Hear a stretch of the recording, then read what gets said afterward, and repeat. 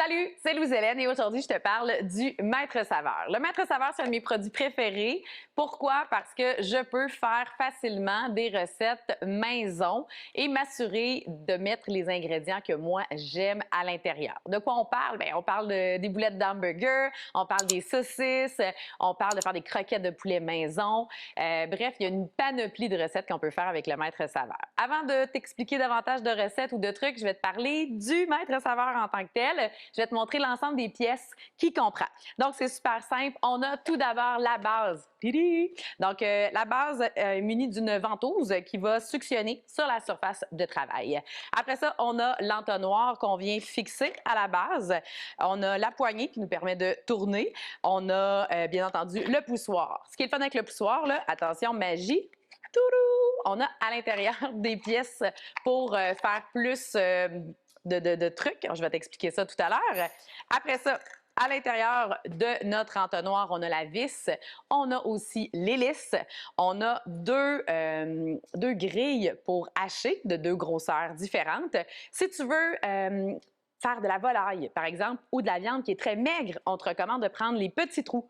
Si tu choisis de faire autre type de viande, mais plus grasse, ou encore le poisson, on recommande les plus gros trous. Donc, une fois que tu as choisi la grille, petit trou, gros trou, tu viens ajouter la bague ici à l'avant. Donc, tantôt, je t'ai parlé qu'il y avait des accessoires complémentaires. Bien, on a l'accessoire pour faire de la saucisse.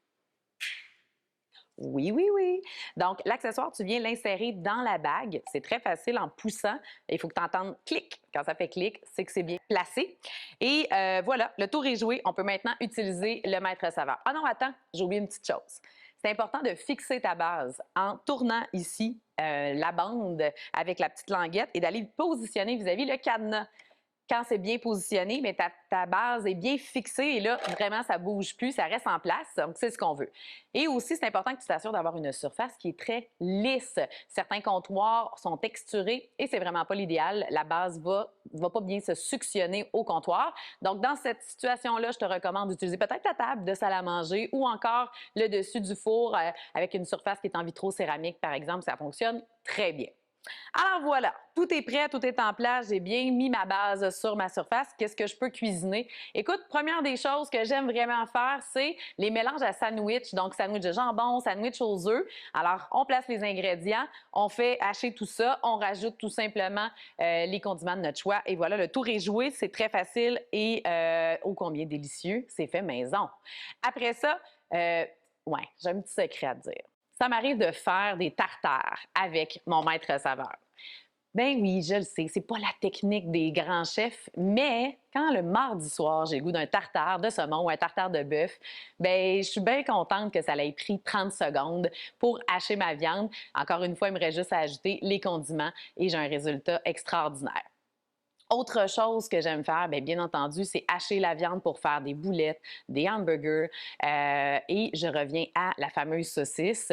Quoi de mieux qu'une saucisse maison dans laquelle on va ajouter des ingrédients qu'on aime, donc du fromage râpé, du bacon. Ça, c'est la sorte préférée de mes enfants.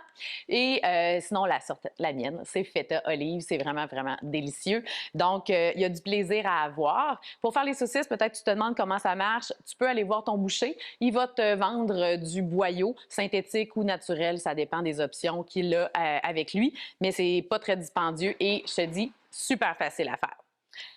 Une fois qu'on a terminé, on démonte le tout, puis il faut nettoyer. Puis là, peut-être tu te dis, oh là là, ça me tente pas vraiment de laver tout ça à la main. Rassure-toi, tout va au lave-vaisselle. Oui, oui, oui.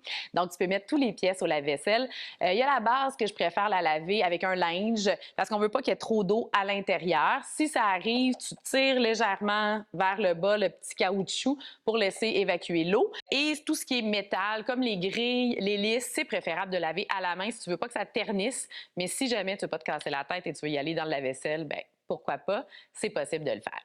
Alors voilà, c'était le Maître Saveur. J'espère que ça t'a donné le goût de l'essayer. Moi, pour vrai, c'est un outil que j'utilise à chaque semaine. Je l'aime d'amour et j'espère que tu vas apprécier toi aussi.